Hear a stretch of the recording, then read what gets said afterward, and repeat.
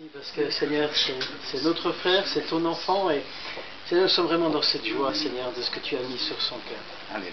Seigneur, merci pour la parole que tu lui as donnée, Seigneur. Merci pour ce fleuve d'eau vive qui vient de toi, parce que, Seigneur, ta parole, elle est vivante, Seigneur. Ta parole est source de vie, elle est créatrice. Et aujourd'hui encore, au milieu de nous, Seigneur, au travers Seigneur, de Jean-Philippe, au travers de ton serviteur, au travers, Seigneur, de notre frère, tu vas encore faire une œuvre, Seigneur. Nous te bénissons et nous te remercions pour cela. Merci parce que, cher Saint-Esprit, c'est toi qui vas l'inspirer maintenant.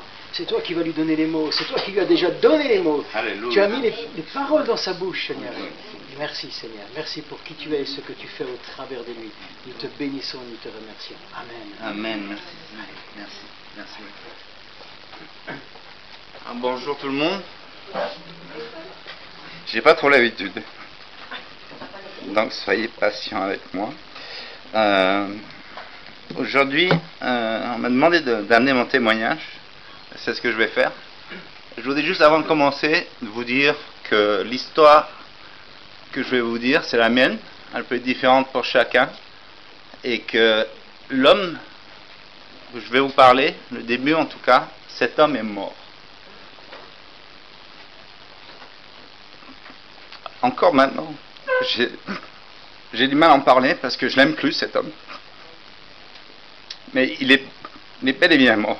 Alors Jésus nous a appris dans sa parole qu'il fallait naître à nouveau. Et que cette nouvelle naissance était vraiment, vraiment nécessaire. Que sans cette nouvelle naissance, on ne peut rien faire. Donc, être né à nouveau, c'est ce que je vais vous dire aujourd'hui. C'est ma nouvelle naissance, ou ma naissance, avec notre Dieu, Jésus-Christ. Donc moi, j'ai commencé ma vie dans une famille où il y avait tout qui allait bien, on va dire ça comme ça. Mes parents étaient catholiques et j'ai été dans des écoles catholiques. J'ai appris Marie, j'ai appris 2-3 trucs comme ça. Et très vite, en fait, je me suis fâché avec ça. Donc j'ai été baptisé, ça je m'en rappelle plus du tout, parce que je devais être comme notre frère là-bas, tout petit. Et puis après ça, j'ai fait ma première communion. Cette première communion, je me rappelle un peu. Je me rappelle pas grand-chose. Je me rappelle surtout que Jean, il mangeait du miel et des sauterelles. Parce que je faisais autre chose et j'étais pas du tout investi là-dedans. Et puis après, il s'est passé 2-3 choses dans ma vie qui ont fait où je suis allé voir mes parents en leur disant: écoutez, moi, Dieu, ça m'intéresse pas. Alors, ma mère qui était complètement fragilisée, qui était déçue, qui pourtant priait Marie, qui priait les morts, qui priait un tas de choses, que maintenant je sais que ce n'est pas vraiment des bonnes choses, a été dévastée parce qu'ils étaient dans une religion. Et j'ai grandi sans Dieu. Je me suis juré de ne jamais plus mettre les pieds dans une église. Pour moi, une église, c'était pas une pierre vivante, hein, c'était plutôt un bâtiment où on allait, où on avait des statues un peu partout, des choses comme ça. Et je me suis écarté de tout ça. Et je me suis dit, je vais vivre la vie de plaisir. Et c'est ce que j'ai fait, loin de Dieu. Et donc, je suis allé aux Antilles, j'ai ouvert un centre de plongée. J'avais beaucoup de monde autour de moi. En apparence, tout allait bien. Hein. Et puis, je vivais ce que j'avais envie de vivre. Et en fait, j'ai glissé doucement. Et on se rend pas compte, dans le péché, quand on vit dans le monde dans lequel on est, tout le temps. Tout le temps, tout le temps. C'est normal. Et petit à petit, j'ai commencé à me dire, mais il me manque quelque chose. Et puis, je n'ai pas du tout pensé à Dieu. Hein. Je me suis dit, il me manque de l'argent. Voilà, j'ai la belle vie aux Antilles, mais j'ai pas assez d'argent. Donc, j'ai tout vendu. J'ai fait un tour. Et puis, je suis rentré en Europe, je suis allé en Angleterre. J'ai pris un boulot qui payait bien. J'ai bossé un petit peu partout en France. Et puis, là, l'argent rentrait bien. Comme je ne l'avais jamais fait.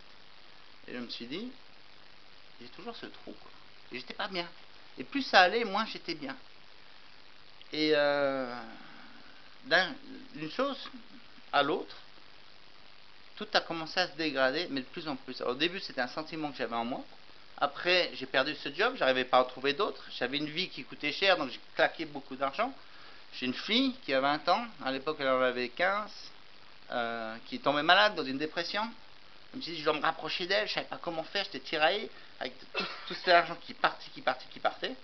Et je me suis retrouvé, au bout d'un moment, sans rien, avec une voiture, dans un appartement qui était tout petit. Je faisais ça, je touchais les murs. Et avec ma fille malade, dans une ville en Suisse, avec aucun ami, tout seul. Et là, je me suis dit, bon, ok, je peux plus vivre comme ça. Moi, j'ai connu des temps meilleurs, j'ai connu la gloire, je pensais. J'ai dit, je vais me mettre le tour. Et j'ai fixé une date.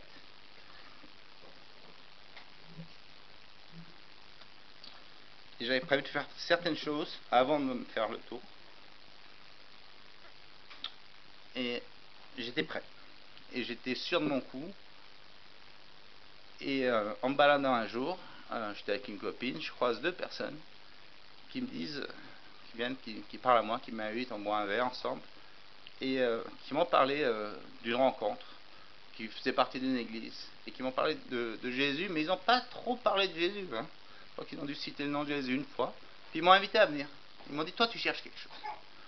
J'ai dit, ouais, je cherche quelque chose, effectivement. J'avais ce trou à combler. Et ils m'ont dit, ben, tel jour, on a ça, et c'était quelques jours avant que ma date fatidique. Hein. Et je suis allé les voir, et j'ai rencontré un gars qui s'appelle John Klein, c'est un pasteur américain, qui était là, avec son fils. Et j'étais dans la mentalité d'y aller en me disant, ben voilà, ces chrétiens-là, ils vont me parler de ceci, cela, moi je vais leur dire ma vie, ma misère, et puis je vais ressortir là, il ne se passera rien.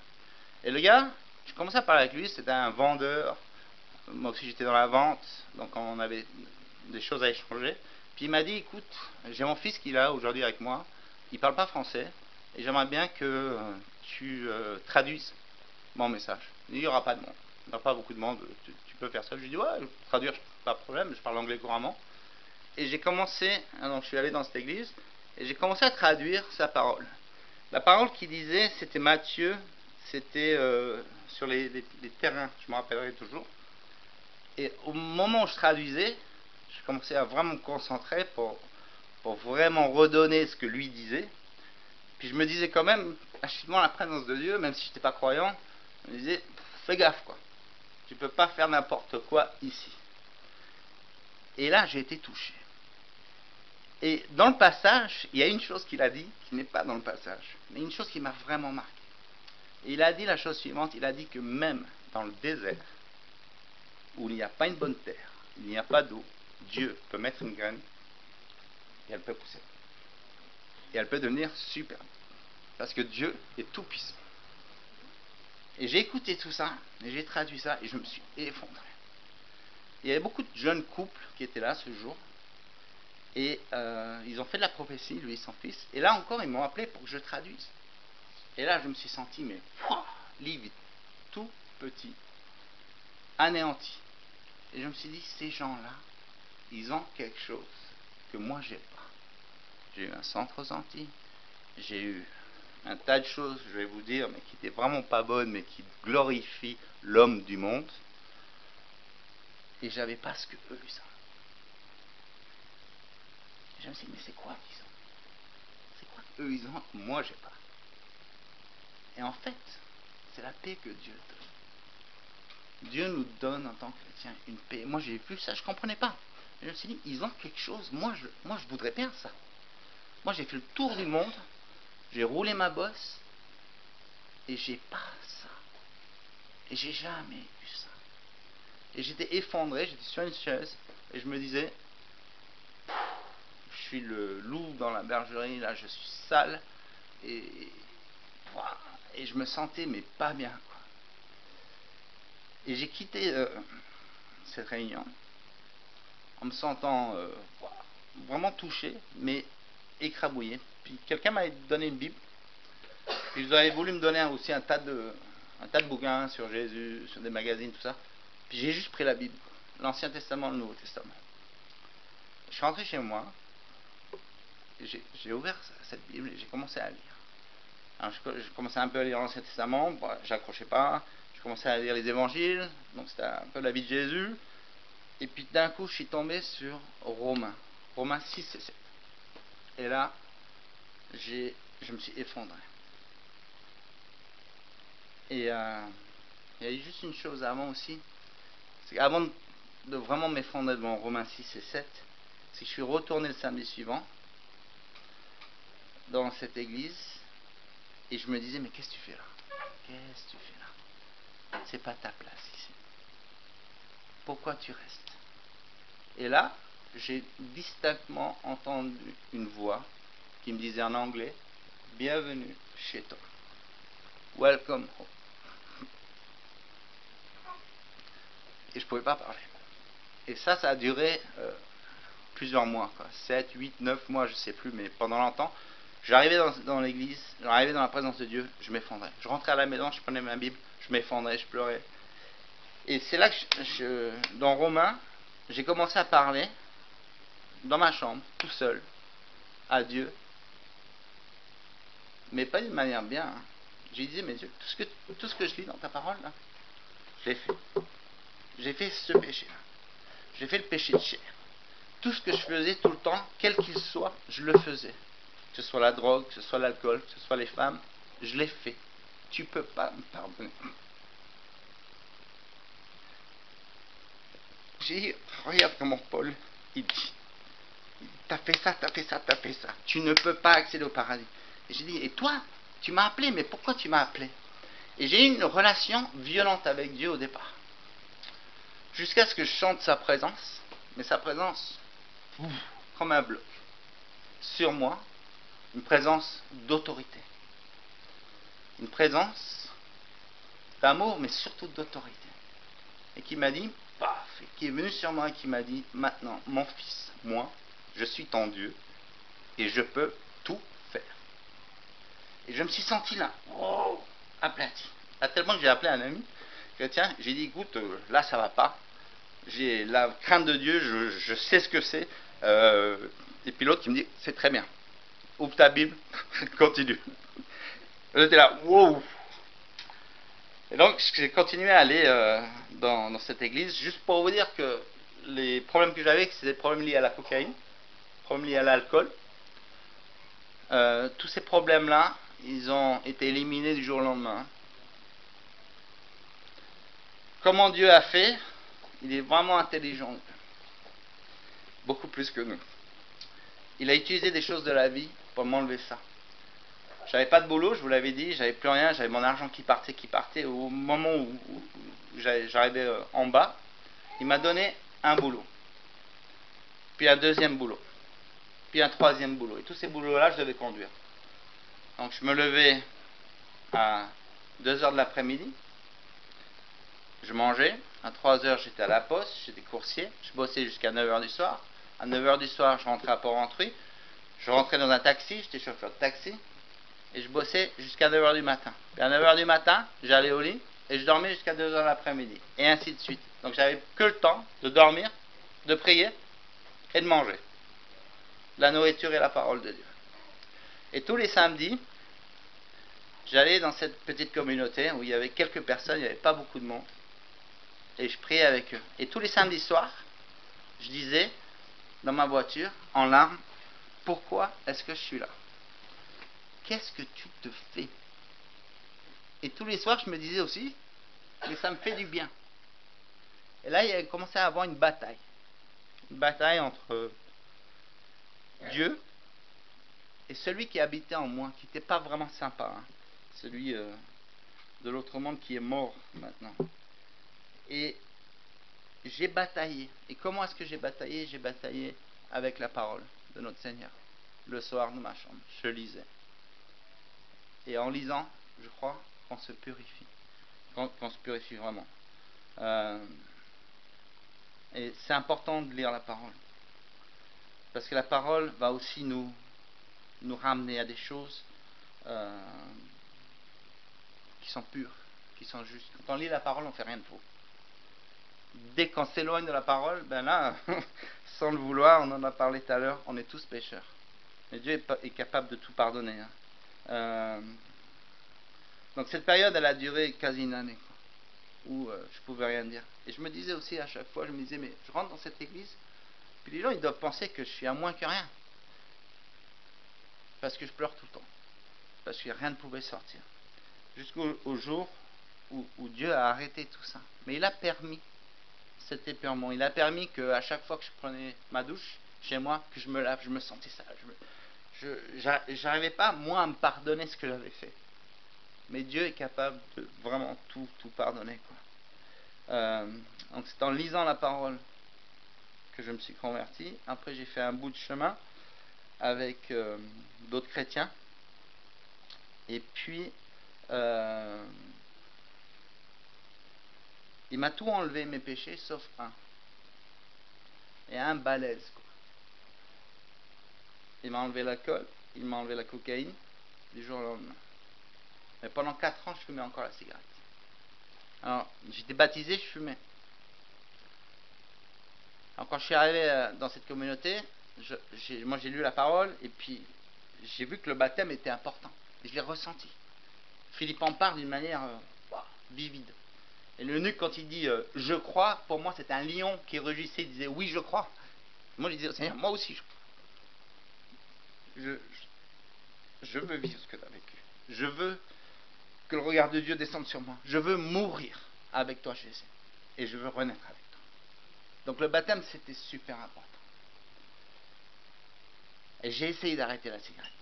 Et je me suis mis pendant des jours allongé sur un canapé, en train de transpirer, en train de ne pas fumer. Ça dure 1, 2, 3 jours, des fois une semaine. Et puis après, pof, je retombais dedans. 4 ans. J'avais des amis chrétiens. À chaque fois que j'allais voir, j'avais la honte. J'avais des bonbons dans la poche. Je fumais une clope. Puis je me disais, bon, je vais à l'église, je vais pas fumer pendant, je vais essayer de faire durer ce temps-là. Mais j'y arrivais pas. Et puis je disais à Dieu, je dis, mais pourquoi tu veux pas? Qu'est-ce que je dois faire? Je t'aime, Seigneur, et j'ai ça en moi. Et c'est une honte, mais j'arrive pas à m'en défaire. Puis un jour, le Seigneur m'a répondu, quoi. Il m'a dit, tu. Et moi, je suis où?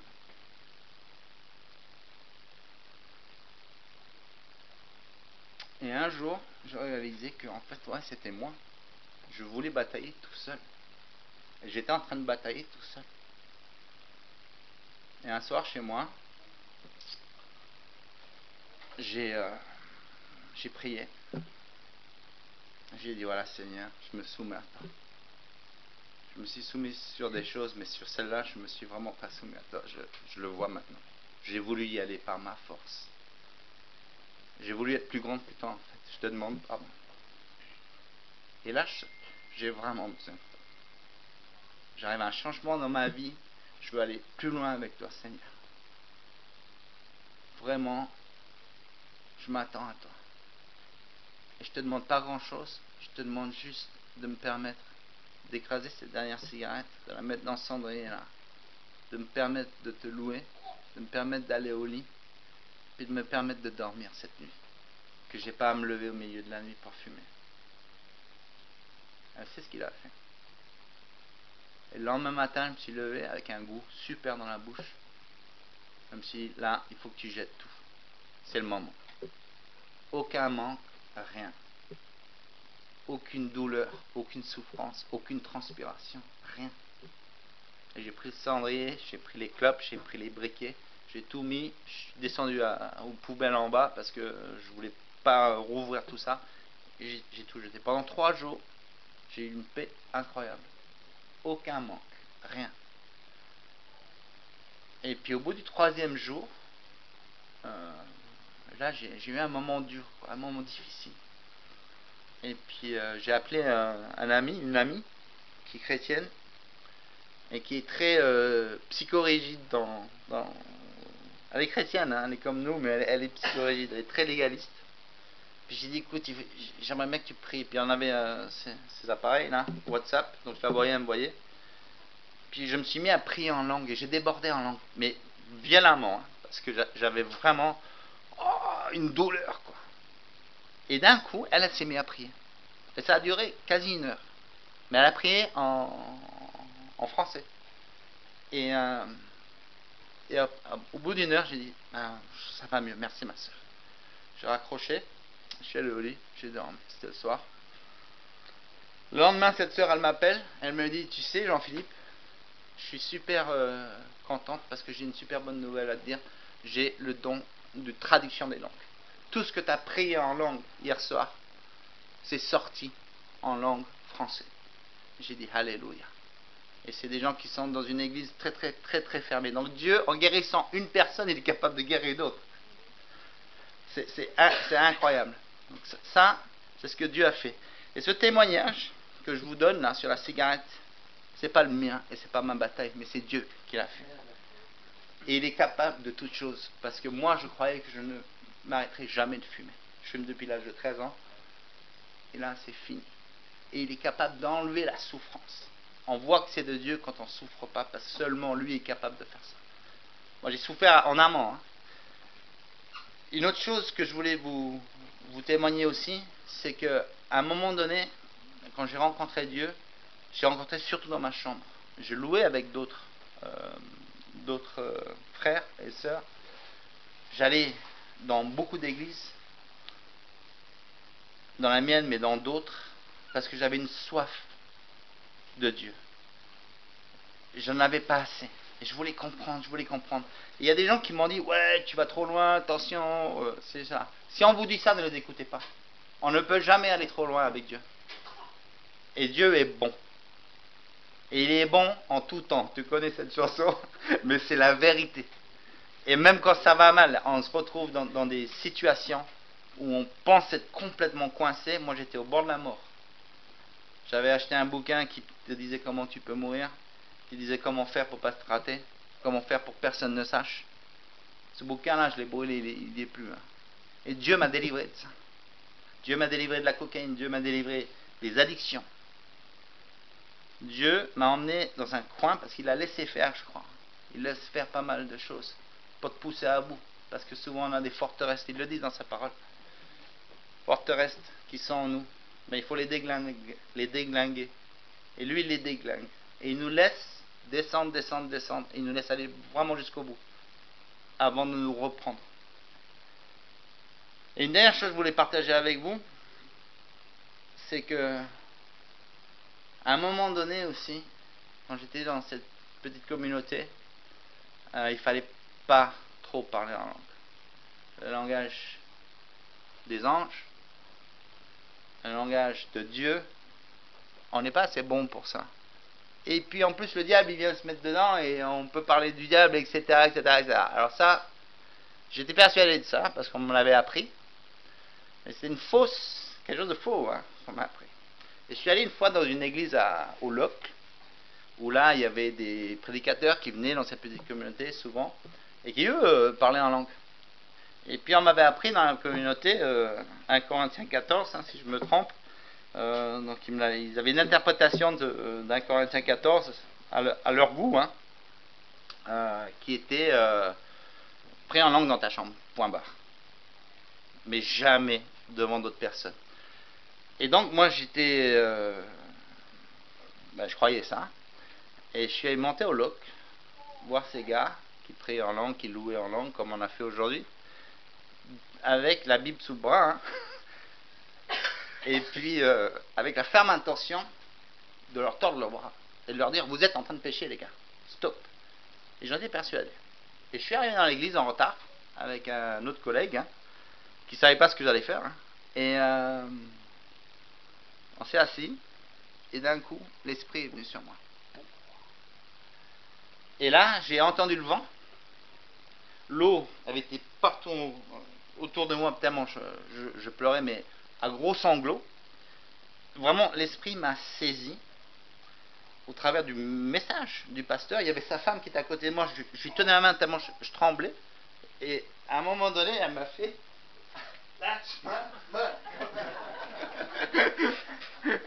tellement j'étais pris. Et je pleurais sanglots. Et le Seigneur m'a dit, écoute, moi je suis dehors. Vas-y, ouvre-moi la porte. Ce qui se passe ici, c'est bon. C'est pas mauvais.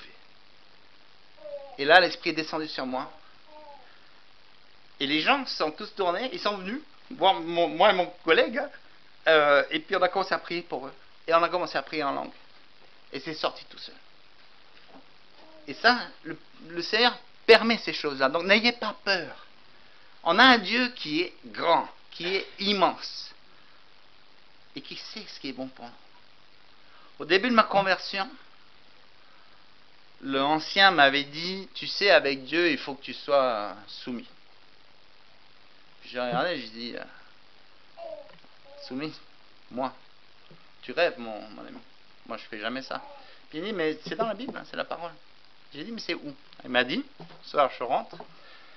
Puis j'ai dit, Dieu, c'est au tout début de ma conversion, hein, j'ai dit, Dieu, tu dis ça, ok, moi je vais te prendre au mot. Et je vais tout faire. Et je vais tout faire de mon cœur pour le faire. Mais je suis sûr que ça ne changera rien. Il y avait ça. Et une autre chose, c'est qu'à un moment donné dans la parole, il dit,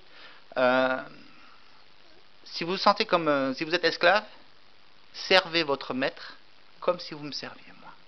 Et moi je me sentais vraiment esclave. Parce que j'avais eu un centre, j'avais été vraiment porter un costume, rouler dans des grosses voitures, dans des grands meetings, j'avais un tas de gens qui travaillaient pour moi, et là d'un coup je portais du shop et je livrais quoi. Et puis j'avais juste envie, c'était de lancer tout ça aux gens. J'avais horreur de ce que je faisais. Et je me sentais vraiment abattu, je me sentais mis au fond, je me sentais obligé de faire ça, je me sentais en fait comme un esclave. J'ai dit, Dieu, je te prends moi aussi. Et je vais faire ce que tu me demandes. Et je ne suis pas persuadé que ça va changer grand-chose. Et en fait, quand j'ai commencé à faire ça, je me suis rendu compte de deux choses. La première, et ça allait très vite, c'est que la relation que j'avais avec le gars qui était en face de moi, qui était pour rien, bah, du coup, elle était sympa. Et du coup, moi, je me sentais mieux aussi. Et il y avait plus de conflits. Et Dieu, il est bon à régler les conflits. Et il nous demande de le faire, mais il nous donne la possibilité de le faire. Et après, c'est parti dans une autre chose, où je suis allé dans l'autre sens. Et comment vous allez aujourd'hui? Et je me suis intéressé à la personne. Et ce qu'il me disait, je le retenais. Et de semaine en semaine, je pouvais avoir une conversation avec cette personne-là. Et il y avait sourire, sourire, bénédiction, bénédiction. Et là, on peut parler de Dieu. Et je vais vous donner une autre chose aussi, de ce qui m'est arrivé avec Dieu tout au début. Et je me rappelle, il n'y a que 4 ans.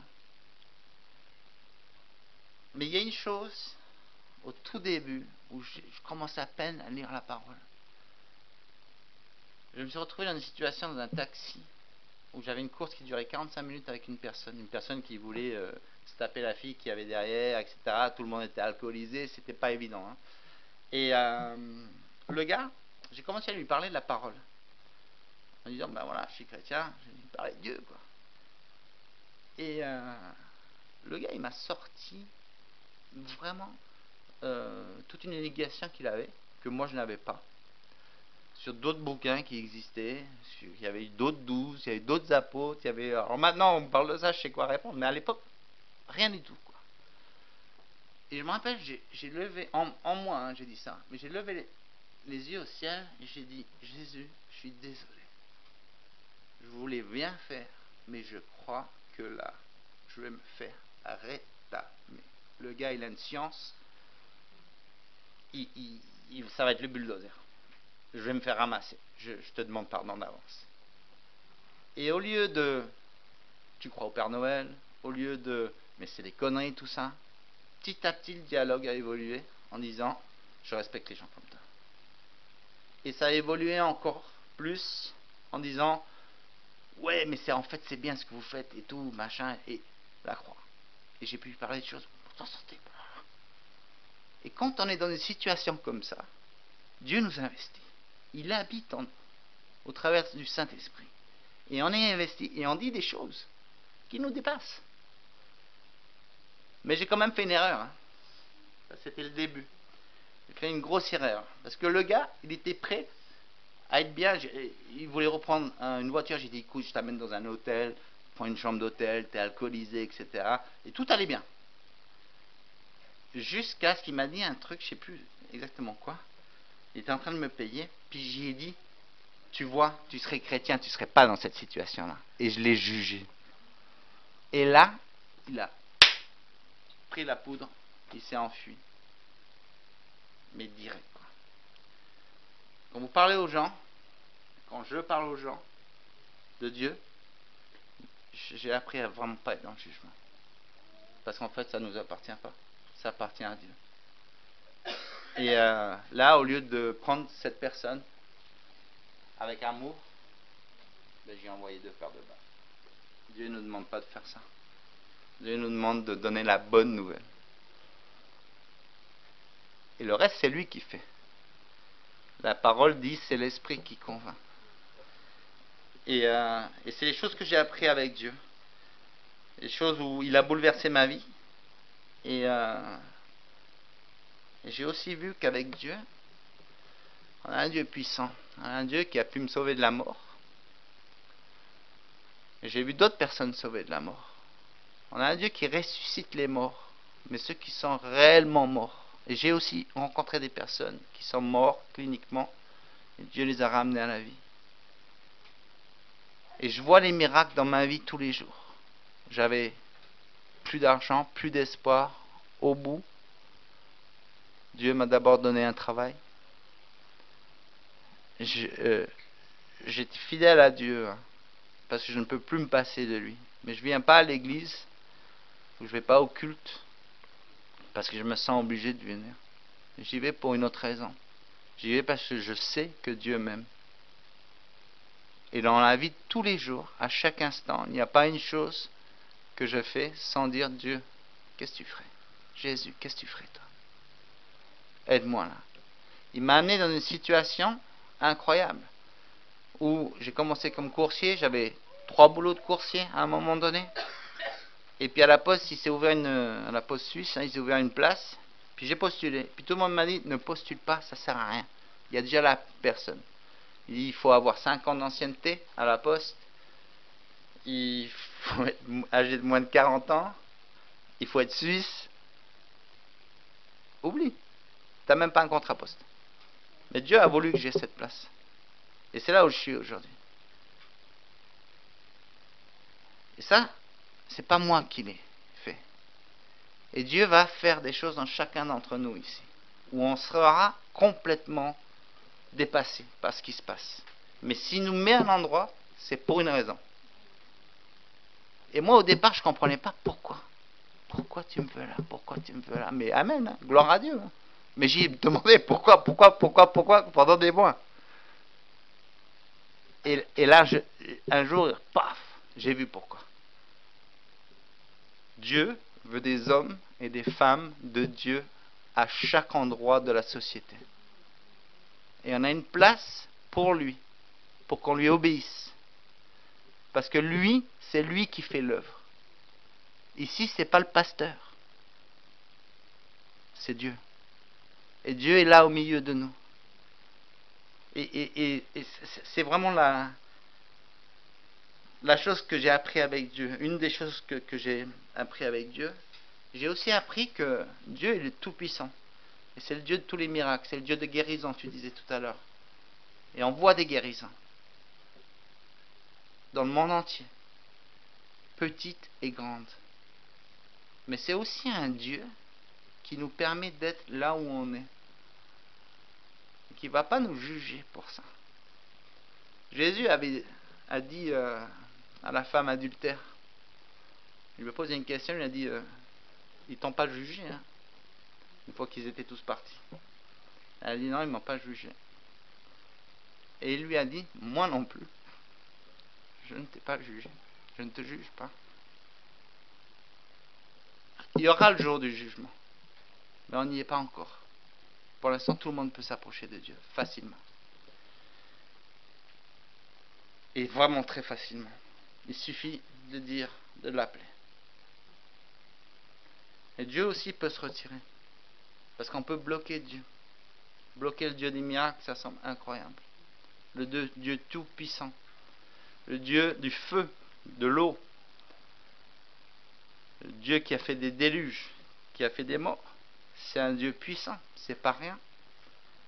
Mais on peut le bloquer. parce qu'il nous permet, tellement il nous aime. Dans Isaïe, il a dit quoi? Il a dit qu'il allait pardonner nos iniquités et oublier tous nos péchés. Vous vous rendez compte? Quand on va voir Dieu, il dit, écoute, je suis désolé, j'arrive pas, aide-moi, j'ai refait ce truc-là. Il dit, de quoi tu me parles? Je vais t'aider là maintenant. Et par rapport à où on est, il y en a qui pensent qu'on peut faire n'importe quoi. Mais c'est pas une bonne idée. Il y a un passage dans la Bible, je vais essayer de le trouver, c'est Proverbe 6. Proverbe 6, il dit la chose suivante, au verset 16. Il y a 6 choses que hait l'Éternel, et même 7 qu'il a en horreur. Les yeux hautains, la langue menteuse, les mains qui répandent le sang des innocents, le cœur qui médite des projets iniques, les pieds qui se hâtent de courir au mal, le faux témoin qui dit des mensonges. Et le pire, c'est le 7e, c'est celui qui excite des querelles entre frères. Péché originel. Satan, qu'est-ce qu'il a fait? Il a fait ça. Il a fait une division. Il a pris un tiers des anges avec lui, il leur a raconté des conneries et il a fait vraiment une scission. Et je me dis, voilà, ça c'est ma référence pour moi. Après, chacun a son truc. Et je me dis, Dieu, voilà, la Bible nous dit, la Bible nous enseigne, voilà ce que je hais. Et voilà ce que j'ai en horreur. Et c'est devenu ma ligne de conduite. Et grâce à Dieu, je m'y tends, parce qu'on ne fait jamais rien tout seul. Dans nos louanges, on demande à Dieu de nous venir en nous, de nous remplir. Qu'il grandisse, que nous diminuions. Et il y a une chose intéressante, puis je vais m'arrêter là, peut-être débordé, je ne sais pas, parce que je n'ai pas regardé l'heure. Vraiment une chose intéressante, c'est que quand Dieu a créé l'homme, il nous a tous créés, le premier homme, mais il a pris de la terre, puis il a soufflé dessus. Donc la matière, c'est notre corps, le souffle, c'est l'esprit de Dieu. Et ça a créé quelque chose qui s'appelle l'âme. Cette âme, il en parle aussi dans le Nouveau Testament, c'est Paul qui en parle. Au jour où nous serons sauvés, il espère qu'on sera sauvés, corps, esprit et âme, les trois. Et moi, ce que j'ai du mal, c'est mettre une bride sur mon âme. Parce que l'âme, elle veut son indépendance. Elle veut partir à gauche quand l'esprit veut partir à droite. L'esprit de Dieu vient en nous. Il vient dans notre esprit. Et avec Dieu, au travers de l'esprit, il faut dompter l'âme. Parce que l'âme est indépendante. Mais une fois que l'âme est domptée, l'âme et l'esprit va se refléter au travers du corps. Moi, je crois ça. Parce que Paul dit qu'on sera sauvé des 3 choses. Je crois que Dieu fait cette œuvre en nous maintenant, en moi maintenant. Et je crois et j'en suis persuadé que cette œuvre, elle va durer jusqu'au dernier jour là sur cette terre, jusqu'à ce que nous ayons tous un corps nouveau, un corps céleste. Et je dis gloire à Dieu de m'avoir tendu la main, de m'avoir délivré de la mort, de m'avoir sauvé du monde, de m'avoir donné une vie nouvelle, là, maintenant, et de travailler en moi jusqu'au jour du salut, jusqu'au jour où il va nous enlever avec lui. Et on sera avec lui, comme tu as dit tout à l'heure, dans les cieux, il n'y aura plus de souffrance. Et toute la souffrance que nous avons aujourd'hui, on peut l'endurer parce que Dieu est en nous. Et voilà mon témoignage. L'homme d'avant, il est bien mort. Amen. Si vous avez si vous voulez prendre un moment, hein, mes frères, juste pour dire à Dieu, voilà, on l'a dit tout à l'heure, mais on peut le redire, hein, prends-moi, je suis à toi, c'est toi mon roi, c'est toi qui décides, et moi je veux faire ta volonté, Seigneur. Parce qu'en faisant ta volonté, Seigneur, je sais que moi, je vais éprouver du plaisir. Non seulement je vais bien faire, parce que toi tu fais que bien, mais je vais éprouver de la joie, du plaisir. Et des fois on se dit, ouais, ça j'ai pas trop envie de le faire. Dieu, s'il te plaît, aujourd'hui, là je lève ma main, je renouvelle. Prends-moi, garde-moi avec toi. Parle-moi. Parce que tout seul, je peux rien faire de bon. Mais avec toi, ça devient génial. Parce que tu es le Dieu de gloire. Et tu sais ce qui est bon. Merci de nous prendre, Seigneur. Si quelqu'un a une addiction, si quelqu'un a des problèmes avec la pornographie, si quelqu'un a des problèmes avec l'alcool, si quelqu'un a des problèmes ici-bas avec n'importe quelle addiction, que ce soit des médicaments, que ce soit l'addiction du travail, Seigneur, mets ta main sur lui maintenant. Tu es le Dieu de guérison. Tu es le Dieu de toute la puissance. Tu es le Dieu de la paix. Et Seigneur, je veux vraiment te demander, tu m'as donné ta paix, tu me donnes ta paix. Que ta paix soit sur nous et sur nous tous, tout le temps. Parce qu'une fois qu'on connaît ta paix, Seigneur, il n'y a rien d'autre de mieux, quoi. Car on est vraiment tranquille en toi. Merci de nous garder engloutis en Jésus-Christ. Merci Seigneur. Amen.